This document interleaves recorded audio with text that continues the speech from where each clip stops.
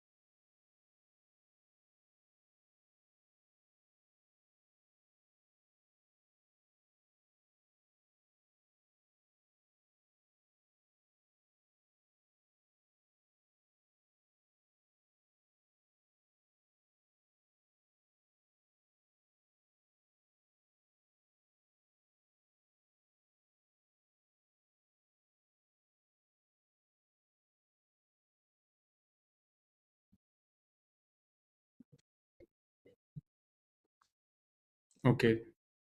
So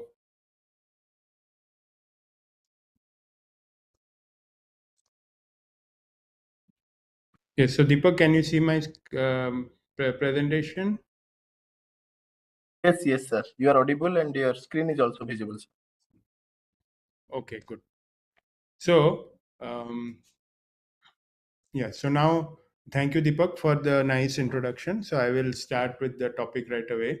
So basically, the theme of the lecture is obviously active learning and generalized zero shot learning, but those are all parts of or sub areas of, I would say, low data scenarios.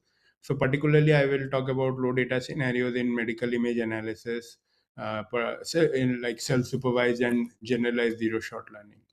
So before going deeper into this, so let's just have a quick overview of what is self-supervised learning. So we all know about fully supervised learning, where we have labels, where we have data and their labels, and many companies, services like these top big tech companies, they are built around it. So you have so there is content understanding, ranking, translation, etc. But these are fine when they, of course, when you have the data as well as the annotations as well. But what if you don't have the annotations? For example, there is suffers many scenarios you need experts who have to annotate the data. What if you don't have experts, or if what if there is so much of data it's not even possible to make the experts annotate, because there is also some budgetary constraints when you ask experts to annotate data. So what is done in this self-supervised learning is basically you create blanks and try to fill in the blanks. So what it means by this is this, that if you are like having some data, you take, you know, the entire data what it looks like, but in order to train a model, you basically do this. So just I'll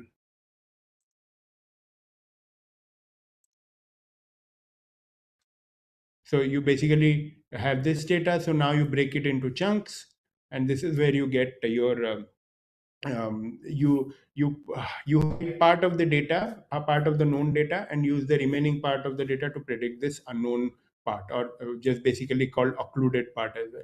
So this kind of reconstruction forms the basis of self-supervised learning. Then there is of course other things like contrastive learning, where you have a loss function to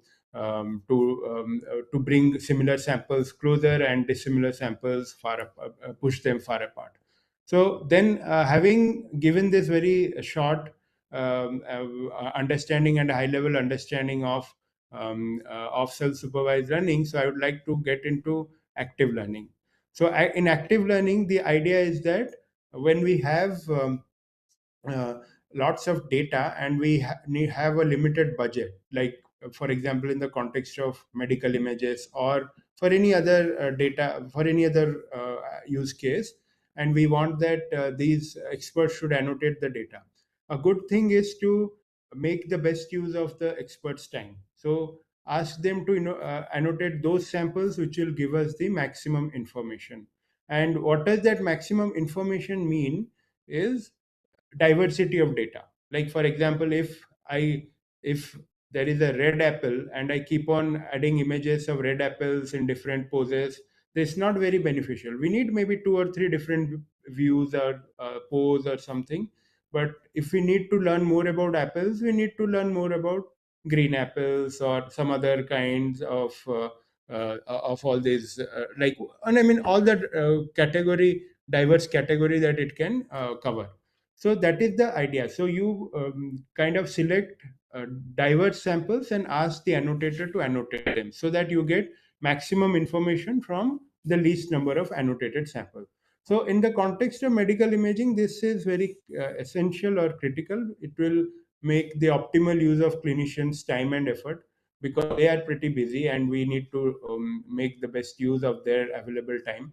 So, and what it happens is, when we have such an effort, say like when our system needs to be adapted to a new set of data, you can similarly have a mechanism to identify the informative samples and then annotate only those samples in order to get the best performance with as few samples as possible.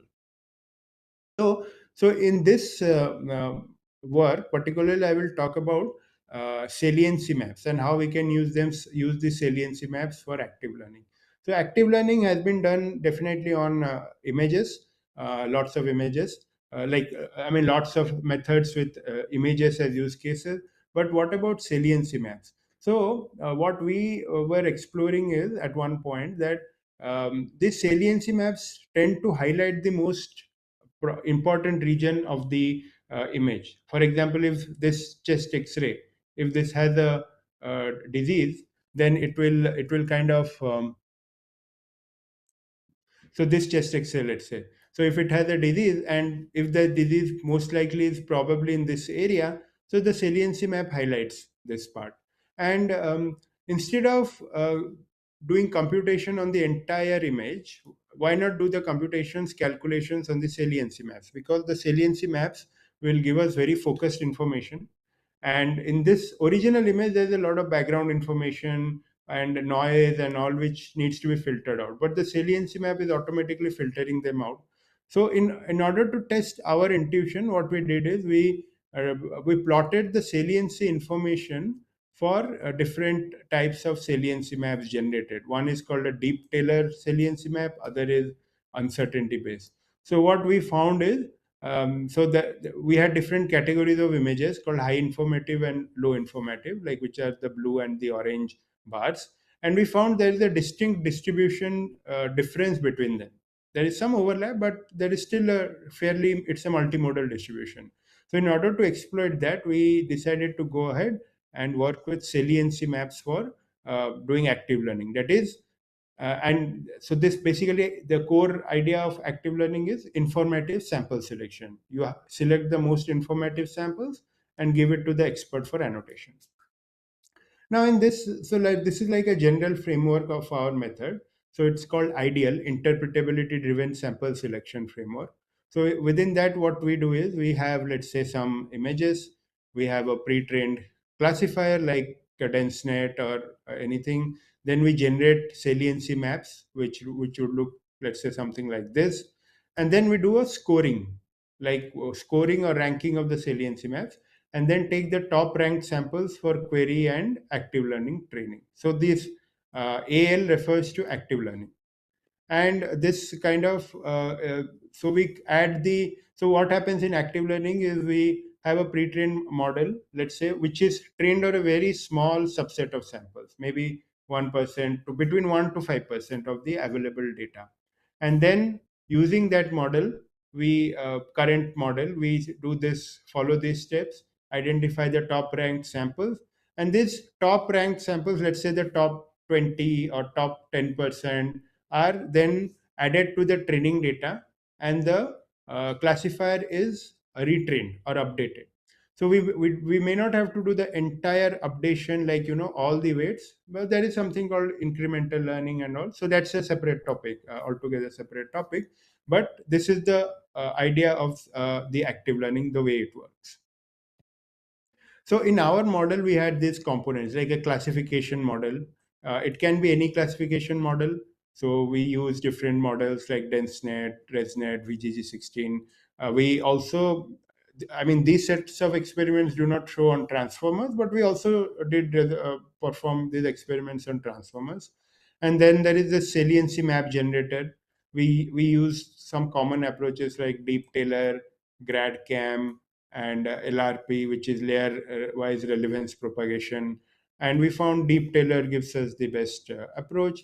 And then if we frame it mathematically, so given a test image, a prediction model, M, which is your classifier, and the corresponding saliency map of the image, the informativeness score is defined as a function F. Now, F can have different forms, and we investigated three approaches, which we will talk about later.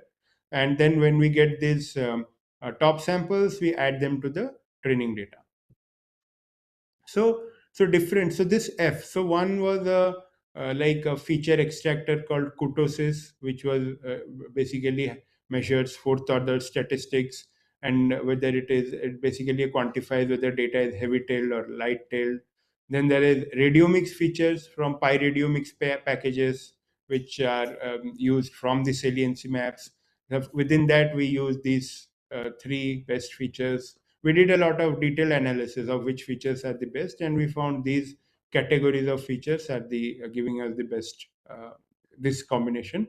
And then we also used deep saliency features. But that is, we take these salience saliency maps and used set like used a feature extractor like a variational like an autoencoder, sorry, which gives us this saliency features, and then we feed it to the training data. So what happens is, let's say we have this saliency map for deep feature. So we trained an autoencoder which will reconstruct the image feature here, and now we take that embedding or the latent vector as our feature vector. We do a clustering into some k clusters. So the value of k is equal to the number of classes in the training data. So if you have 18, we do k equals to 18. If we have 14, k equals to 14. And then we take the samples of each cluster because we assume they are similar, and we each add the cluster to samples of the training set and then retrain, and we measure what is the improvement in performance, whether it is delta change. So AUC basically refers to area under the curve, which is used for this multi-label classification as a metric. And then whichever cluster gives us the highest change of AUC, that is ranked as one. That is the most informative cluster. And then what we have to do is we take these samples from these clusters and use them to train a random forest. So random forest classifier, and the label is from 1 to 10, or let's say so 1 to 10 indicate the informativeness of the cluster. So 1 is highest, 10 is the lowest informativeness. And we can make it even more fine grained by adapting k to whatever number we want. So like this we keep on adding this. So at the end, what we have is we have this random forest which can give a grade or rate the informativeness of any given sample. So now when a new sample comes in, we don't have to do a lot of this analysis. We just take this, calculate the saliency map, take their feature vector, and feed it to this random forest, and it will give us whether it is what is the informativeness rating between 1 to 10.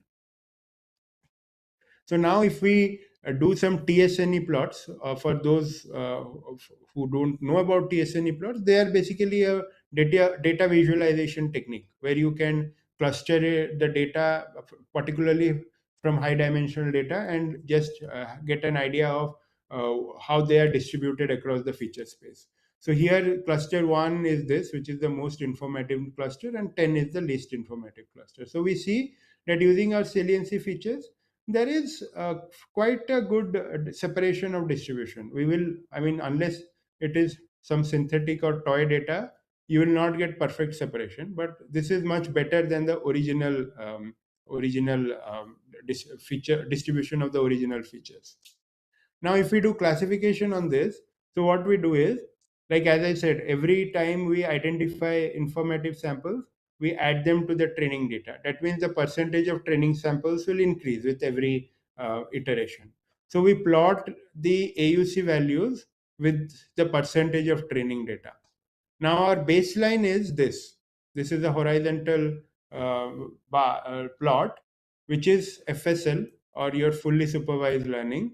What and this is what is done is you take your training data, train it, and test it on the test data. So these numbers are all from the test data. So this will give us like a benchmark what we can expect. Now we see that, look at this orange one, orange diamond marker. This is random sampling. That means randomly you pick up data from the active learning cycle without calculating which is most informative and which is least informative. So this is like adding data equally with random. So this kind of increases linearly and reaches this FSL point. But uncertainty is one way, and here you notice remaining all of these are active learning strategies or methods, which basically informative sample selection. So all of them start steeply, and they surpass the performance of the fully supervised learning at some point. This is maybe this uncertainty is at 53%, then kurtosis is at 45, green one is pyrad is at 38, so likewise. And this is not a this is not a new phenomenon. It is observed for all types of sample selection. So now you may ask the question as to why this happens. So the explanation is that when we select informative samples and add them to training data, we are filtering out a lot of noisy samples. And now even at one point at the beginning, a few years back, people had the idea that you just throw a lot of data to the model and it will just keep on improving. But they observed that after a certain point, the improvement is not much. And later on, people realize, or researchers realize, that it is better to have good quality data, lesser number of good quality samples, rather than a lot of noisy samples. So basically these plots reflect that if we have good quality samples, we actually do better than just random training and all this. So this plot, deep features, is giving us the best. So around like 32%, 31%, it is doing better than the fully supervised case where you are training with the trained data. That means at with only 30% data, we are able to do better than the original training sample. Now this is something like a inverted the reverse scenario, which if you take the least informative samples, how does it work? So it will still grow slowly, because here the improvement in performance is very slow, and at some point it does go above the time, but it is very slow. It is always at something like 85, 90, that range. So you are still using a lot of samples here. And if I were to use AUC curves of the like use image features instead of saliency map features, we still get the same, similar trend, but the actual numbers are pretty low. Here you see the deep features, which is this purple one. It comes down at 88. But if I use here the deep features, I am going up to 97 AUC. So this is kind of tells the story that the difference was that we use the saliency features in our original method. And now, as I had previously highlighted, the saliency maps have very focused information and all. And in order to also highlight that not all saliency maps give us the same quality of information, I'm just showing you these two. This is like column C is GradCam and column B is Deep Tailor. So this GradCam gives us a very dispersed outcome and all, but Deep Tailor gives us a very focused map, which means you can easily identify the most informative samples there. Okay. So now the conclusion from this study is that by using interpretability or the saliency maps, we are able to select informative samples with better accuracy. And and we performed a a self-supervised learning, which is SSL, by using using clusters, adding them. We saw that also that active learning helps us to reduce the number of samples we need for doing our training. So then we go on to another type of approach for low data scenarios, which is called generalized zero shot learning. And within that, what happens is, in fully supervised learning methods, what they do well because they have access to all labels in the training and test cases. Okay, but in many real world scenarios, we do not have access to samples of all possible diseases. So particularly, when COVID happened, it was no one had any samples of COVID, and if you diagnose it wrongly to one of the already classes in your database, then it can be, then the diagnosis prognosis, that can be really a big big problem. It can lead to a lot of personal loss and all this. So this is what, if we so what happens is, in clinical settings, it's essential that ML models learn to recognize the novel test cases. So that is one aspect of zero shot learning. That means without knowing any thing about that particular class, are you able to recognize it? And in a general scenario, you can expect that the test phase will have both the seen classes and the unseen classes. So basically, seen classes are the labels on which the model has already been trained, and unseen classes where it is the new label and it's encountering it for the first time.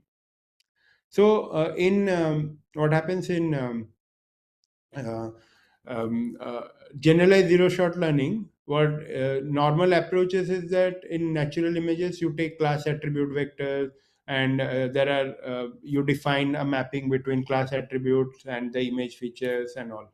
But in medical imaging, it's very difficult to define those class attributes, particularly when there is very small minor differences between different conditions in an X-ray image, all that.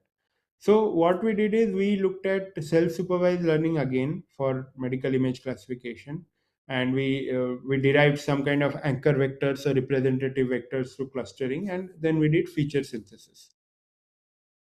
So this is, you can call it the workflow of our approach. So the general idea that I will explain is, you take the scene classes images, you do some kind of clustering, you identify which are the centroids of those clusters, and then when you have unseen classes, you also take the same features, and you do the again some kind of clustering. If you know, have a general idea of what the what are the number of labels you can expect, or you can basically do some kind of unsupervised techniques to identify which is the ideal number of clusters, that can optimal number of clusters that are formed from this data. And then this is different from then you identify all the unseen cluster centers or centroids, and you then feed them to a generator. So now this generator can be a very like a we used a very simple model like a GAN or a WGAN approach, which is, but of course nowadays you can have much better things with a generator, like with your diffusion based networks and all that. So then you have your synthetic samples and all that, and you do the whole classification. You train a classifier to do to understand the classifier. And now, when you have these centroids, you define different kinds of unseen losses. So which is very much loss functions which depend upon the kind of architecture that you want to use. So, for example, here I defined cosine similarity between different centroids and between the seen and unseen centroids. So you can do this kind of things, formulation for different kinds of loss function, different kind of scenarios. And then we trained the model and trained our classifier and use it on different data sets, like this chameleon data set, NIH chest X-ray, expert, Kegel, then Gleason grading challenge, and all that. And these are some numbers that we get. So basically, when we have this FSL is your fully supervised learning, and it gives you so this is kind of a benchmark. What is the best we can get for a particular classifier? And this SCGZSL is the our self-supervised learning based, clustering based generalized zero shot learning. And so this we see that these are seen classes accuracy, unseen classes accuracy, and this is the harmonic mean of these two numbers. So the higher the better, and we find that our method, these techniques, this whole thing is doing much better than the previous approaches. So so what so this is so these are the things that I would like you to see, and these are some ablation studies which kind of help us to understand how what is the contribution of different methods and different loss function or components of the method. So basically, what we do is we have proposed a generalized zero shot approach for medical images, and it's able to do this, identifies new classes quite well, and it's not so much reliant on the choice of classifier or choice of any other technique. So it's a fairly general approach. And then I would like to also talk a bit about how we can use self-supervised learning in digital pathology, or for that matter, any domain. So again, these are slides we already know about. We have talked about. So then there is something called stain normalization. We can do stain normalization of histopathology images. So basically, that is a kind of standardization and bringing it to making it a standard appearance, and using that we can do a lot of other things, like for example, if we use cycle gans. So cycle gans can be very effective and very very robust also to go to change the appearance of one kind of images to another images. So so this is something that we have this, like this is your normal, like a cycle gan. So these top two boxes are your approaches for your cycle gan method. So you change, so if you have data from two different domains, let's call them A and B, and we kind of can change the um, appearance from domain A to domain B, and then again from domain B to domain A using two cycle GAN architecture. So using that, so what we did is, in addition to this cycle GAN approach, we feed segmentation or structural information from these. This is a segmentation network where goes into the where the layer, it's a similar architecture, and layer wise information is passed on to the both the GANs network, so that it is able to preserve the feature maps. Because while transformation, there can be some artifacts here and there, so it is not very good to have these artifacts, particularly for medical images, as it can give errors in the whole training process. And so these are some results that we see. For example, if this is domain A and domain B, we want to transform domain, like domain A image to domain B image. So this is the outcome of our approach. So you see the structures are all there, but it's only the appearance which has changed. But if we don't use the segmentation information, then we get to see some additional artifacts like here, or for that matter here.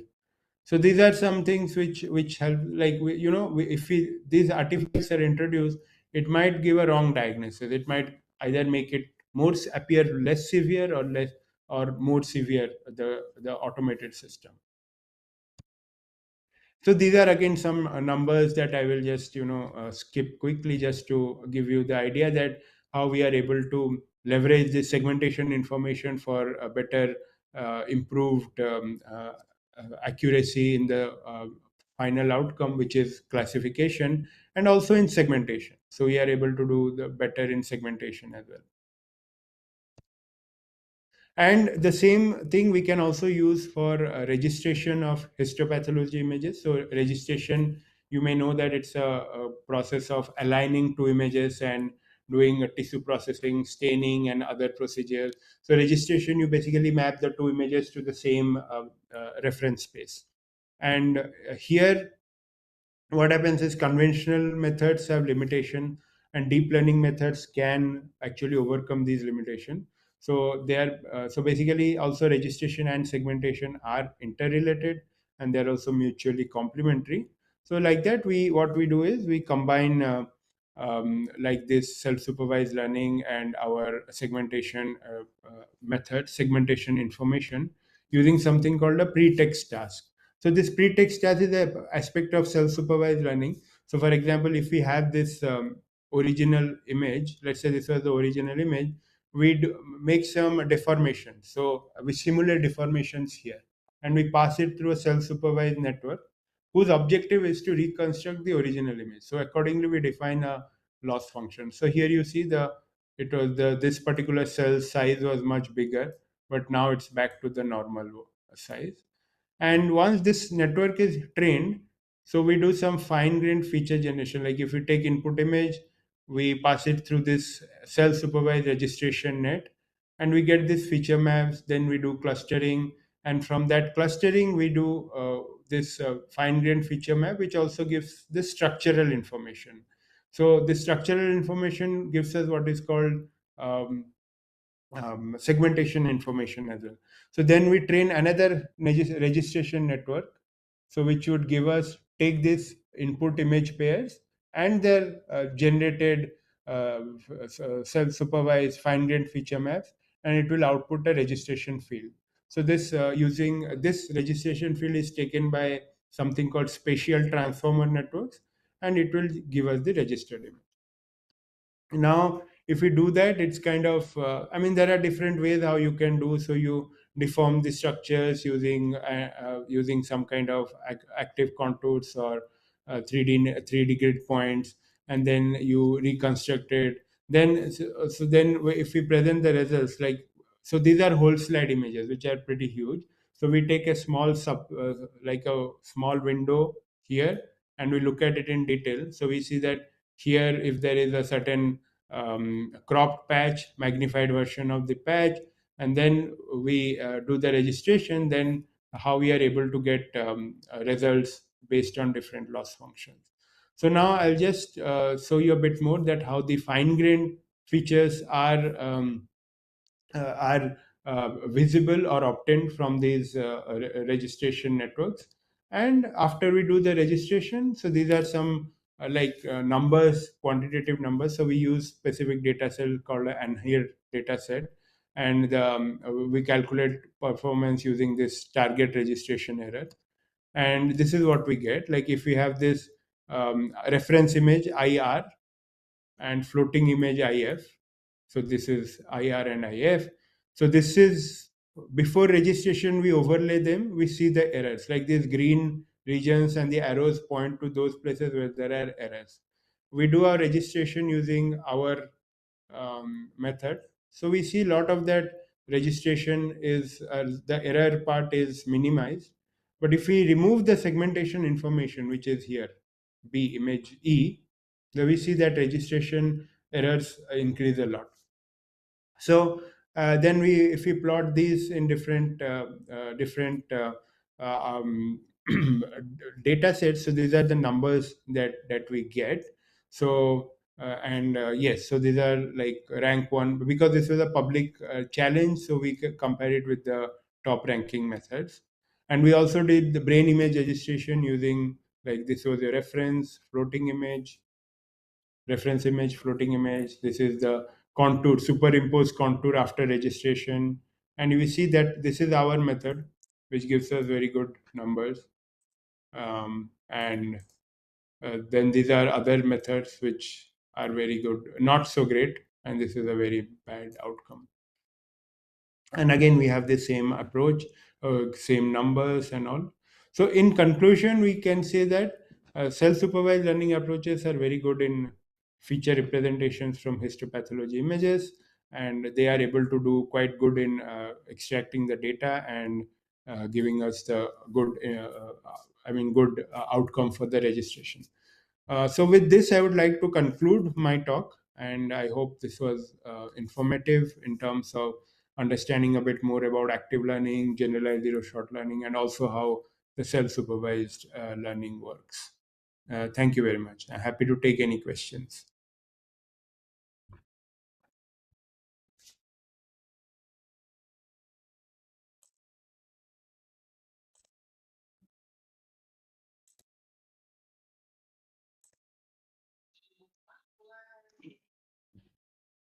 Yeah, participants, if you are having any queries, Yeah, so there so is you one can directly take the question. third words. Yes, so there is one question: how this sample selection ideal technique is different from feature selection techniques. See, feature selection is a bit of in the classical machine learning approaches. For example, if you use support vector machines, for example, you cannot take the whole image; it will be very high dimensional. So you do some feature selection or some kind of let's say dimensionality reduction using PCA. Then use that, or for that matter, when you are using random forest, you take a list of features and basically you do feature engineering and pass it to random forest, and it gives you an so informativeness for each feature, right? um, so this informativeness on each feature is then ranked by the random forest. So this feature selection can give you an idea, okay, what features to use and all. But now with deep neural networks and deep learning, this feature selection is not really a, it's not really a concern, because you just put it through the network and it will automatically detect features. Now feature selection is different from sample selection. So feature selection is given an sample or image, which features will work best. And sample selection means given a test or some kind of data set, which samples or which images will you choose to make the performance get optimal performance from the classifier, or for whatever matter. So I hope that answers the question.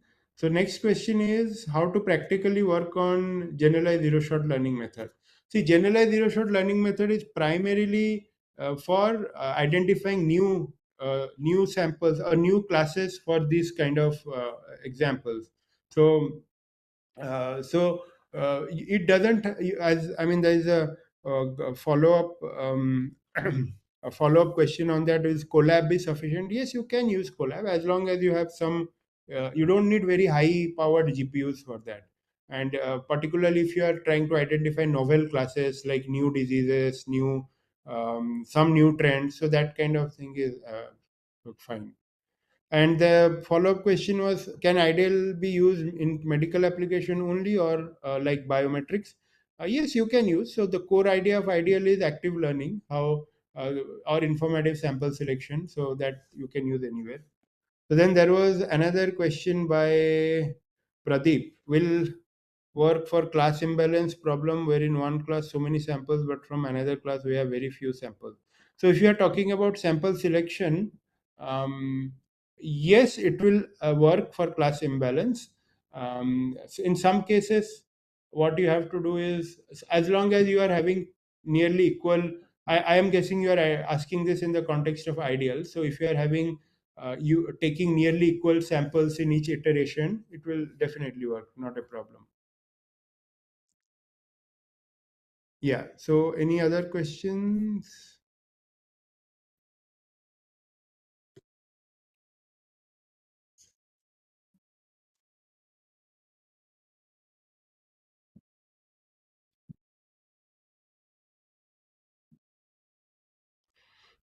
Any other question? Feel free to put it on your on the chat window.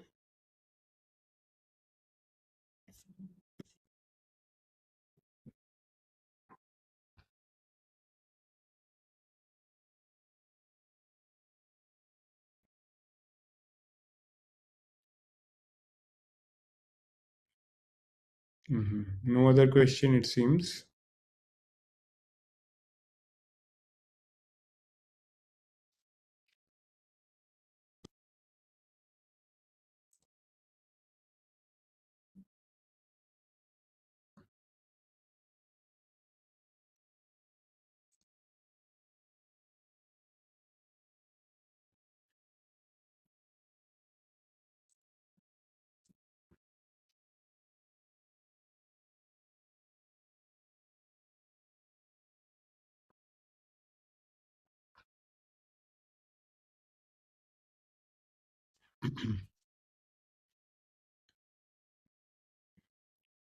So Deepak, are you there, or am I? Okay, there's another question. Are hybrid models good choice for classification? So maybe you need to clarify what do you mean by hybrid models. If you are talking about mix of classical ML plus deep learning methods, yeah, it depends upon the algorithms, like the problem statement. Um, so yeah, so it is about yeah, it depends upon the data. Say there is um so when you are working on a ML problem, you need to understand the complexity of the problem. So the choice of model would depend upon your use case and your resources that are available, computation resources, annotation resources. So I think hybrid models can be good, whereas you can do it in a hierarchical multi-stage classification and all. Yeah, definitely I would say yes, depending upon what is your problem that you're solving. So zero shot learning, when should we use zero shot learning? So zero shot learning is when you have to basically you have to identify new classes, similar to generalized zero shot learning, in the thing that in zero shot learning you are given samples of a completely new class. In generalized zero shot, it's mix of both new and seen and unseen classes. So for example, if you want to some kind of let's say in NLP applications, it can be some kind of sentiment detection, some kind of new sentiment detection or new trends, to identify new trends or something like that. And for that matter, in with images, it's a new sometimes it is new species identification of images or new disease identification. So those are definitely when you don't have any prior idea of what these look like. So yeah, so these are good use cases. Yeah. Any other queries, participants?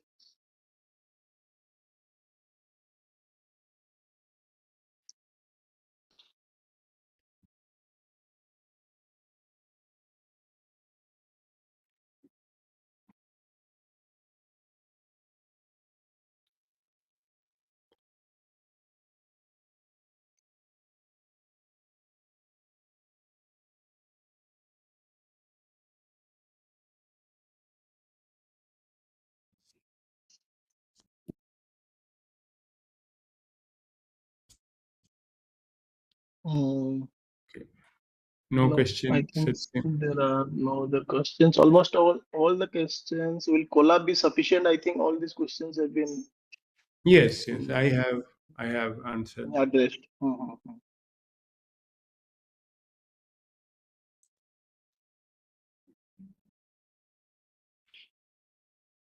Yeah, I think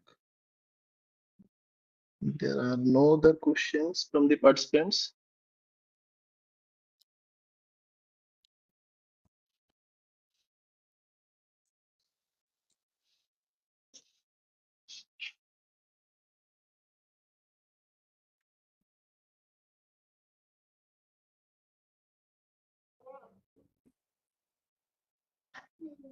Okay, and then No. thank. Yes, yes, sir. Yes, sir. I think so. There are no other queries. I could not see any other queries in the chat box. Yeah. Thank you. No, Thank you. Thank you very much, sir, for sharing your insightful talk. no, no problem. My pleasure. Thank you, Deepak, for inviting me. It was again a pleasure to give this talk as well. Thank you. Yeah. Thank you. Thank you, sir. Pleasure. Thank you.